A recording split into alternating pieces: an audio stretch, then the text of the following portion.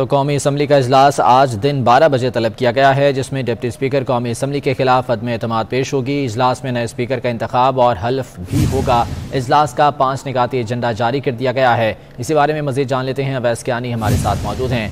अवैस, बताइएगा आज के इजलास के हवाले से। जी बिल्कुल, आज कौमी असम्बली का इजलास दिन 12 बजे होगा, जिसमें 5 जो एजेंडा है वो भी जारी किया जा चुका है। डिप्टी स्पीकर कौमी असम्बली कासिम सूरी के खिलाफ तहरीक अदम एतमाद पर वोटिंग भी होगी। आज के ही दिन स्पीकर कौमी असम्बली का इंतखाब होगा और जिस तरह कागजात नामजदगी सिर्फ राजा परवेज़ अशरफ के होंगे जमा हुए हैं, तो वो बिला मुकाबला जो है स्पीकर कौमी असम्बली जो है वो मुंतखब हो गए हैं। उस हवाले से उनकी हलफ बर्दारी भी होगी, तमाम तर मामलात होंगे और जो 12 बजे जो है अरकान को हदायत की गई है कि वो कौमी असम्बली जो है पहुँचें और आज स्पीकर कौमी असम्बली जो हैं राजा परवेज़ अशरफ जो है वो स्पीकर जो है मुंतखब होंगे और उनके जो भी प्रोसीडिंग है वो होगी। और पहली तौर पर जो अयाज सादिक को रिक्वेस्ट की गई है कि वो पैनल ऑफ चेयर के वो इजलास की सदारत करेंगे, जिसमें तमाम तर जो मराहिल है वो तय किए जाएंगे। स्पीकर कौमी असम्बली के हवाले से जो कि कागजाती नामजदगी सिर्फ और सिर्फ जो है राजा परवेज़ अशरफ के जमा हुए हैं और इस वजह से वो बिला मुकाबला जो है वो स्पीकर कौमी असम्बली जो है वो बन चुके हैं और आज सुबह बकायदा तौर पर वो अपना। आपका बहुत शुक्रिया। वज़ीर आज़म शहबाज शरीफ ने महंगाई की चक्की में पिसे आवाम को रिलीफ देने के लिए बड़ा फैसला किया है। वज़ीर आज़म ने डीजल 119 रुपए और पेट्रोल 83 रुपए लीटर महंगा करने की समरी मुस्तरद कर दी। पेट्रोलियम मसनूआत की कीमतें बरकरार रखने की हिदायत की। हुकूमत बोझ खुद बर्दाश्त करेगी, आवाम पर बोझ नहीं डाला जाएगा। ओगरा ने लेवी और GST के हिसाब से पेट्रोलियम डिवीजन को 2 तजावीज़ दी थी। पिछली हुकूमत ने कीमत खरीद से कम पर पेट्रोल बेचा। सस्ती शोहरत हासिल करने के लिए फैसले किए गए। शाहिद खाका नबासी की साबिका हुकूमत पर तनकीद। कहा, इस वक्त हुकूमत पेट्रोल पर 21 रुपये, डीजल पर 51 रुपये फी लीटर अदा करती है। हुकूमत को हर माह 200 अरब रुपए का नुकसान उठाना पड़ रहा है। दुनिया में कोई मुल्क नहीं है जो अपनी कीमत खरीद से कम सतह पर पेट्रोल बेचता हो। ये एक ऐसा गलत फैसला किया गया पिछली हुकूमत के आखिरी दिनों में सस्ती शोहरत हासिल करने के लिए, अवाम को गुमराह करने के लिए। तो आज जो पाकिस्तान 150 रुपये का पेट्रोल फरोख्त कर रहा है और 145 का डीजल फरोख्त कर रहा है, इसमें हर लीटर पर 21 रुपये हुकूमत जेब से अदा करती है और डीजल पर 51 रुपये जेब से अदा करती है। कुव्वत खरीद में और जो बेचने की कीमत है, जो उसमें फ़र्क है, इसको इकट्ठा करूं तो ये तकरीबन 200 अरब रुपए का हर महीने का नुकसान है पाकिस्तान को। ये 200 अरब कितनी रकम है? ये हमारे दिफा के बजट से 1.5 गुना है। इंसानियत के अजीम खिदमतगार मरहूम अब्दुल सत्तार ईधी की अहलिया और मारूफ समाजी कारकुन बिल्किस ईधी 74 साल की उम्र में कराची में इंतकाल कर गई हैं। वो फेफड़ों के आर्जे के बायस 5 रोज से अस्पताल में ज़ेरे इलाज थी। फैज़ल ईधी के मुताबिक बिल्किस ईधी की नमाज जनाजा आज 1:15 बजे मेमन मस्जिद में अदा की जाएगी। ताज़ा सूरत हाल जान लेते हैं खारादर में ईदी सेंटर के बाहर मौजूद हमारे नुमाइंदे ज़ुबैर राशिद से। ज़ुबैर, बताइएगा बिल्किस ईदी की मैयत यहाँ पर रख दी गई है और क्या इंतज़ामात हैं नमाज जनाजा के तदफीन के? जी बिल्कुल, मैं आपको ताज़ा तरीन अपडेट से आगाही देते चलूँ कि बिल्किस ईदी मरहूम बिल्किस ईदी साहिबा की जो जस्ते खाकी है वो मीठा दर पे पहुँचा दिया गया है निजी अस्पताल से। अलबत्ता उनकी तदफीन के हवाले से जो कि वज़ीर आला सिंध सैयद मुराद अली शाह साहब के जानिब से ये कहा गया है कि उनकी तदफीन जो है बाकायदा तौर पर सरकारी एजाज़ के तहत जो है तदफीन अदा की जाएगी। अलबत्ता मरहुमा के नमाज जनाजा जो है कल मेमन मस्जिद में बाद नमाज ज़ोहर अदा की जाएगी और उनकी तदफीन जो है उनकी ख्वाहिश के मुताबिक मेवशाह कब्रिस्तान में की जाएगी। अलबत्ता इस वक्त के अगर मैं आपको सिचुएशन के हवाले से अगर बताऊं तो ईदी के दफ्तर में, ईदी के हेडक्वार्टर में और ईदी होम्स में शहरियों की आमदरफ्त काफ़ी हद तक इस वक्त जारी है। ना कि सिर्फ शहरी यहाँ पर आ रहे हैं, यकीनन तौर पे समाजी रहनुमा थी, शहरियों की बहुत दिली वाबस्तगी है उनसे।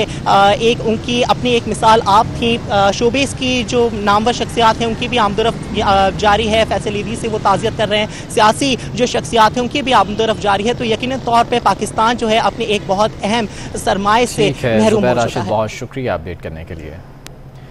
माह रमज़ान में मुख्तलिफ फलाही इदारों के तहत बेशतर मकामात पर रोज़ा इफ्तार कराया जाता है।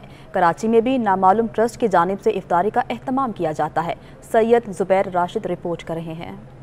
रमज़ानुल मुबारक रहमतों बरकतों का महीना है। यही वजह है कि कराची में फलाही इदारों समेत मुखिर हजरात अपने अपने इस्तात के तहत सड़कों चौराहों पर रोजा इफ्तार का एहतमाम करते हैं। ऐसी ही एक कोशिश शहर के नामालूम ट्रस्ट की जानिब से शार फैसल लाल किला के सामने पिछले 9 साल से जारी है। चंद दोस्तों पर मुश्तमिल इस ट्रस्ट का मकसद बाबरकत महीने में नेकियां समेटना है। हमें नवा साल है अल्हम्दुलिल्लाह यहाँ पे कराते हुए हम इसी तरह रोड पे इफ्तारी कराते हैं और इससे पहले 4 साल हमने टीपू सुल्तान रोड शहीद मिलत पे कराई और 5 साल यहाँ पे हमें होने वाले हैं इसी पॉइंट पे ना अल्हम्दुलिल्लाह। और ये दोस्तों का हमारे जज्बा है, हम दोस्तों की टीम है, पूरी टीम के तहत ये पूरा काम होता है अल्हम्दुलिल्लाह। इस इफ्तार के सेटअप में ना किसी किस्म का कोई ज़दका खैरात सदका कुछ शामिल नहीं है।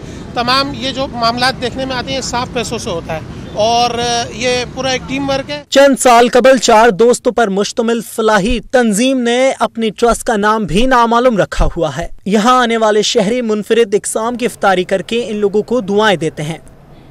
लाहौर एक्सपो सेंटर में शौकत खानम मेमोरियल कैंसर अस्पताल और रिसर्च सेंटर ने अपनी ज़कात मुहिम के तहत फंड रेजिंग इफ्तार डिनर का एहतमाम किया। सियासी, समाजी और कारोबारी शख्सियात समेत लोगों की बड़ी तादाद ने शिरकत की।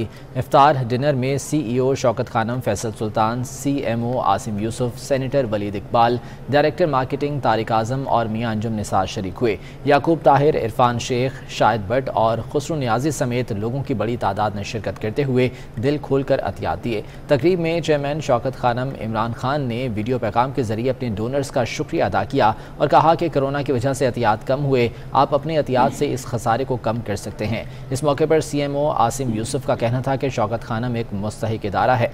आज 12 करोड़ का हदफ था लेकिन 15 करोड़ की खती रकम जमा हुई है। खबरों के सिलसिले को आगे बढ़ाते हुए अब आपको बताते हैं, वज़ीर आला सिंध सैयद मुराद अली शाह इमरान खान पर बरस पड़े। कहते हैं इमरान खान जब वज़ीर आज़म थे तो कराची का 2 से 3 घंटे का दौरा करके वापस रवाना हो जाते थे। इमरान खान ने कराची को दिया क्या जो अब जलसा करने आ रहे हैं। मज़ीद जान लेते हैं मोहम्मद कामरान से, जो क्लिफ्टन 3 तलवार में पीपल्स पार्टी के जश्न निजात के जलसे में वज़ीर आला सिंध मुराद अली शाह के हमरा मौजूद हैं। कामरान बताइएगा इस बारे में।